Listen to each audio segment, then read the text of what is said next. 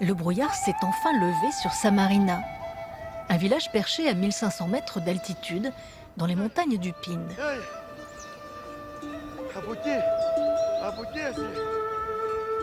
Pour les éleveurs de la région, c'est le signal. Il faut rassembler les troupeaux et partir.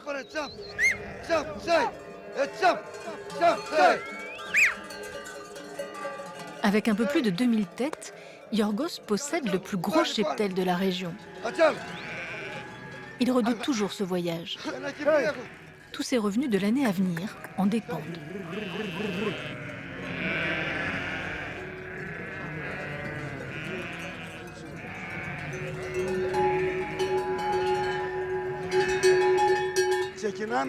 Les bêtes sont un peu nerveuses. Quand on leur met les cloches, elles savent qu'elles vont partir. Ces cloches-là, on peut les entendre à des kilomètres à la ronde.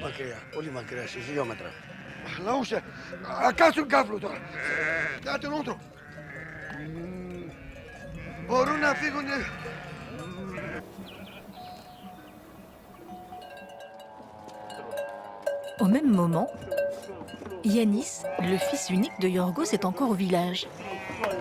C'est lui qui va le seconder tout au long du voyage, une transhumance qu'on appelle ici la diava. Ça, ce sont les bêtes qui ne sont pas en état de faire le voyage à pied parce qu'elles sont blessées ou tout simplement trop vieilles. Alors on les emmène en camion.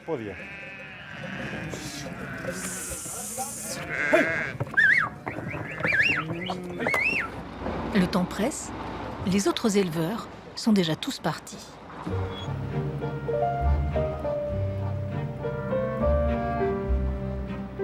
Yorgos et Yannis sont Valaques, le peuple des bergers des montagnes. Ils sont nés ici.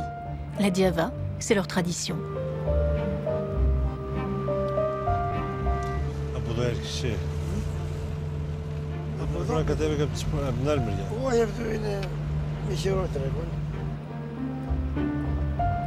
Un dernier tour du propriétaire pour être sûr de n'oublier personne.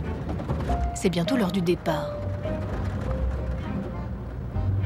Ευτυχώς έστω και έτσι, αφού περνάμε και πάμε μας γίνεται δουλειά, μόνο που κάθε δόση που πας θέλει να φας από ένα αυτοκίνητο. Όχι παλιά, καινούργια. Καλά, είναι από μια εβδομάδα. Cette diava pour Yorgos pourrait bien être la dernière. À 69 ans, il va bientôt raccrocher, mais il a beaucoup de mal à passer la main.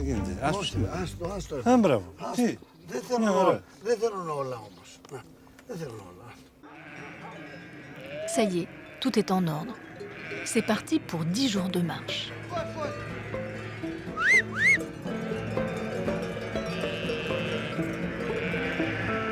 Ces 2000 bêtes représentent toute leur richesse, l'héritage d'un savoir-faire de plusieurs générations d'éleveurs. Elles doivent absolument arriver saines et sauves dans la plaine. Cette route, c'est la route de transhumance des Valaques, la même depuis toujours, celle qu'empruntait mon arrière-grand-père. À l'époque, c'était de véritables caravanes. Il y avait les troupeaux, les femmes, les enfants. Et aujourd'hui encore, la diava, c'est pas à la portée de tout le monde, hein.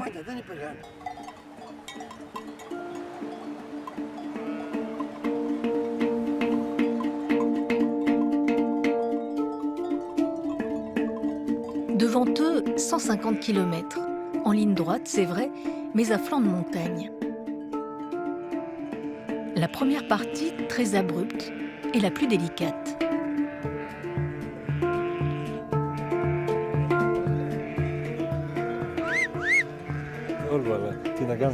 La diava, ce n'est pas ce que je préfère, mais c'est nécessaire. En cette saison, la plupart des brebis sont pleines. Il faut qu'elles mettent bas dans de bonnes conditions.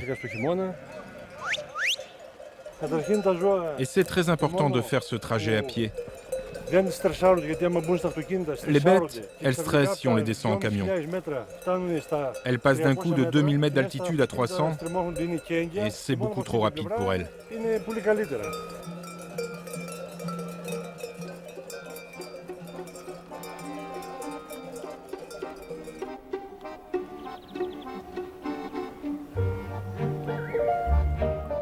Pendant ce temps, à 180 km de là, le calme règne encore à Vlachoiani, dans l'immense plaine de Thessalie. C'est là que le troupeau doit arriver, dans une dizaine de jours.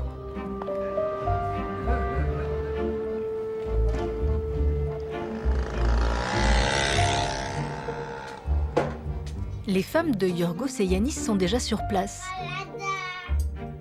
Frédéric et Stella ont fait le trajet en voiture. Elles arrivent les premières pour ouvrir la maison, concocter à la famille un foyer confortable et douillet pour les 6 prochains mois.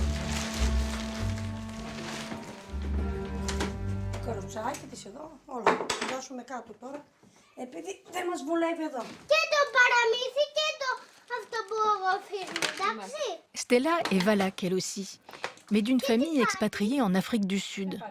En revenant au pays un été, elle a rencontré Yanis.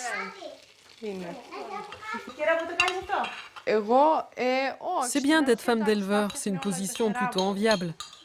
Mais la Diava, c'est vraiment beaucoup de travail. Avant que j'arrive, c'était ma belle-mère qui faisait tout toute seule.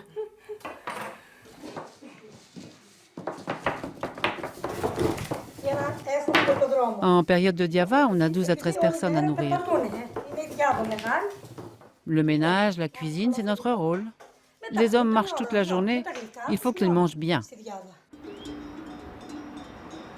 Elles devront attendre un peu pour les ravitailler. Pour l'instant, les hommes sont encore trop loin. Ils doivent se débrouiller tout seuls.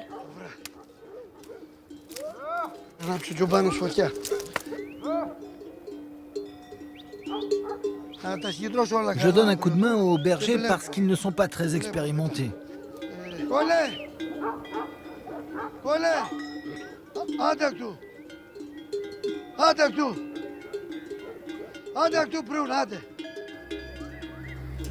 L'urgence, c'est de trouver un lieu sûr avant la tombée de la nuit, de mettre les bêtes à l'abri des prédateurs.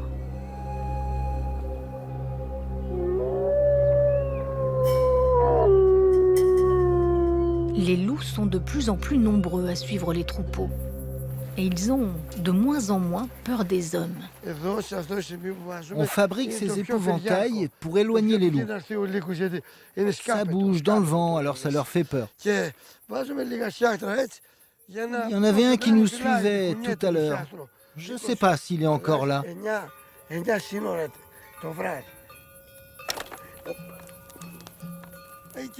Le loup est très malin, très malin. Il suffit que tu tournes la tête une seconde et quand tu regardes, une de tes brebis a disparu.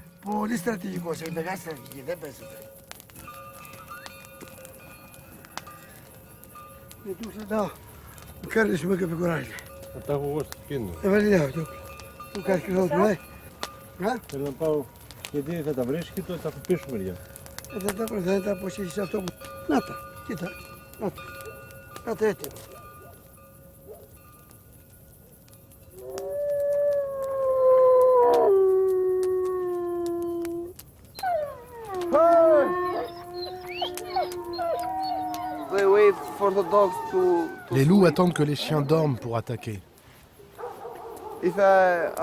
Si on crie comme ça, les chiens ne s'endorment pas et ils ne les laissent pas s'approcher. Ouais, ça fait un peu peur, mais on s'habitue.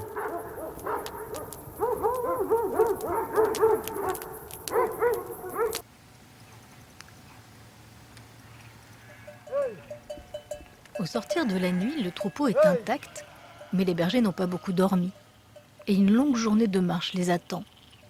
La 4e depuis leur départ.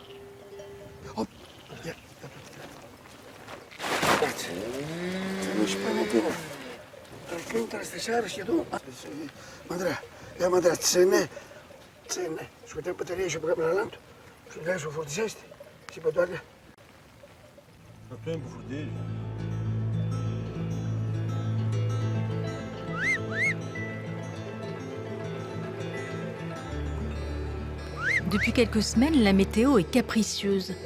Il a déjà beaucoup plu. Et l'eau est le pire des dangers dans la région.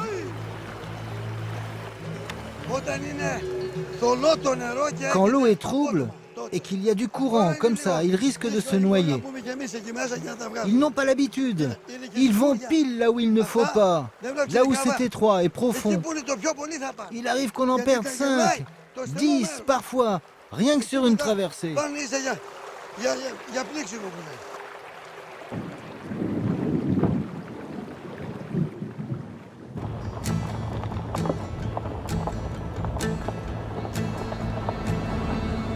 Yanis est inquiet.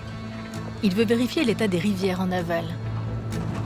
Si le temps se gâte, l'eau va continuer à monter et il risque de rester bloqué. Il faut prévoir des alternatives.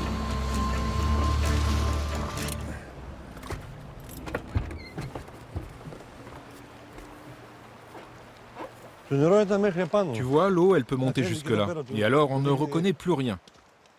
C'est ici qu'on passe avec les moutons. Mon père, il est tellement têtu, il ne m'écoute pas. Et je lui ai dit qu'on partait trop tard, mais il ne veut jamais rien savoir. Surtout pas que je suis capable de décider moi aussi. Que je sais de quoi je parle. C'est pas une transhumance qui va me faire peur, je vais y arriver à diriger la Diava. Et encore mieux que mon père.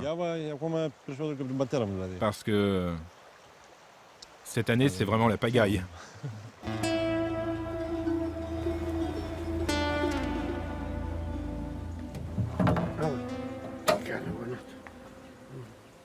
Deux générations, deux stratégies.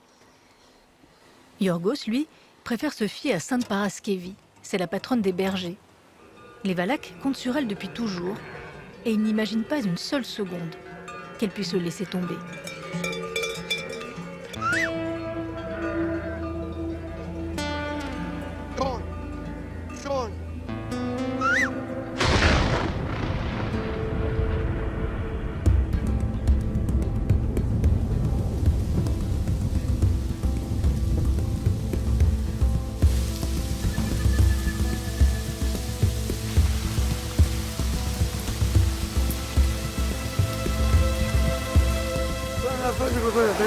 Je ne sais pas du tout où les faire passer, je trouve plus les chemins.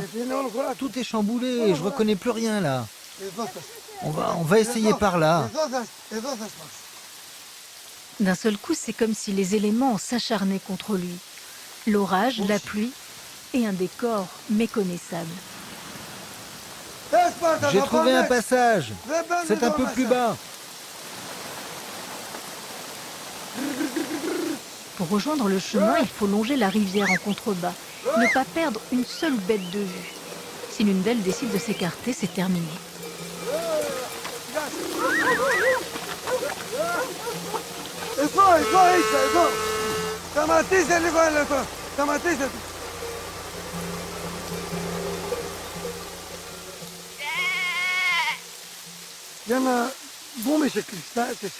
L'eau n'arrête pas de monter. Et on ne peut pas passer par la route traditionnelle. Tous les champs sont déjà labourés. Ce n'est que de la boue, des barbelés, des pièges, partout. En plus, les animaux n'entendent rien avec la boue et la pluie. Yanis, il ne me servirait à rien ici, il serait perdu. À la tombée de la nuit, plus aucune trace de Yorgos.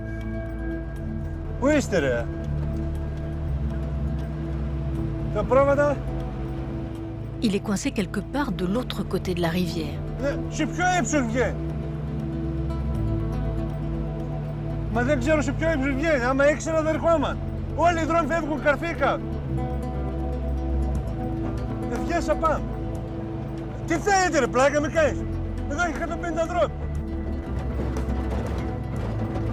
Deux heures qu'il cherche, il a presque tout essayé.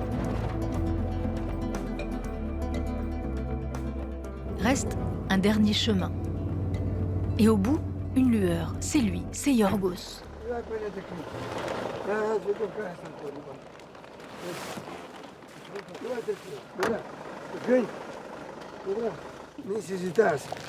Si on veut qu'ils nous défendent, il faut qu'ils mangent. Mais on n'avait plus rien à leur donner.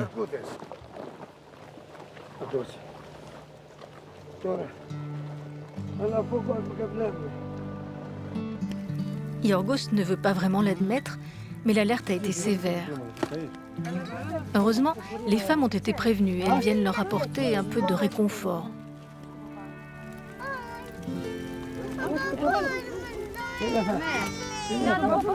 Ils ont fait un tiers du chemin, mais c'était la portion la plus dure. À partir de maintenant, elles pourront les rejoindre, leur porter à manger, les soutenir si besoin.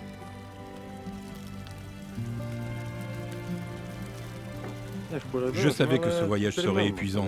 Les bergers, mon père. Je suis son fils unique, il est censé me passer la main. Mais il a vraiment du mal.